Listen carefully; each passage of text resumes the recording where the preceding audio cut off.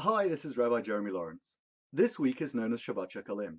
It is the first of 4 Shabbatot with special Haftorot that fall from a couple of weeks before Purim till Shabbat HaChodesh, the Shabbat on or before Rosh Chodesh Nisan. The Maftir of Shabbat Shekalim introduces the compulsory half shekel, raised from every adult male over the age of 20, originally for the building and then for the maintenance of the Mishkan. The count of the money was used as a census. The linking of the donation with the census also teaches 2 important spiritual messages. First, that rich or poor, the tabernacle and the key communal sacrifices belonged equally to everybody.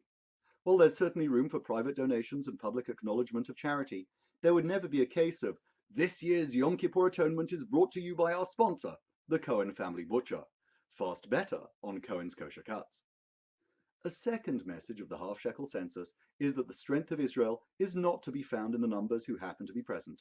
It's found in the readiness of the people to give to the community. Over and above the mandatory half-shekel, free will contributions for the greater good were always both necessary and welcome. Our Haftorah is set in the reign of King Jehoash, who was king of Judah from around 837 BCE.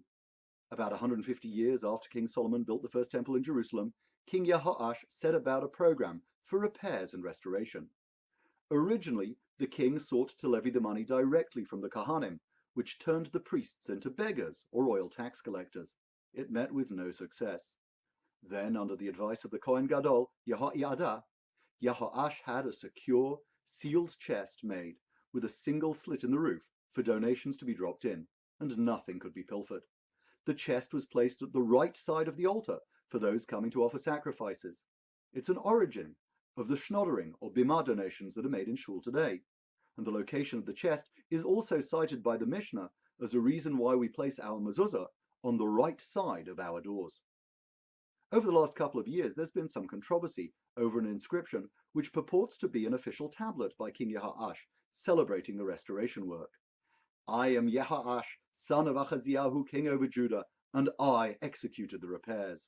When men's hearts became full with generosity in the land and in the mountainside and in all the cities of Judah, to donate money for the sacred contributions, in order to purchase quarry stone and juniper wood and Edomite copper, and in order to perform the work faithfully, without corruption, then I renovated the breaches of the temple and of the surrounding walls, and the structure, and the meshwork, and the winding stairs, and the recesses, and the doors. May this inscribed stone become this day a witness that the work has succeeded, and may God thus ordain his people with a blessing. An investigation of the Israeli Antiquities Authority in 2012 found the inscription to be a clever forgery.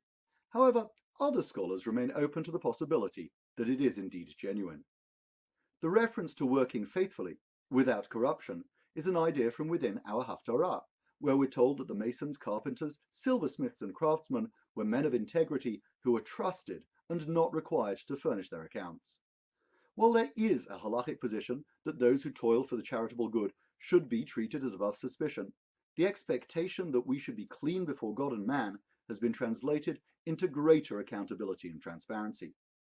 The Talmud explains that the priest who emptied the charity box in the temple was dressed in a simple shift, without pockets or sleeves, and walked barefoot, depriving him of the temptation to steal or the slightest public apprehension of misconduct.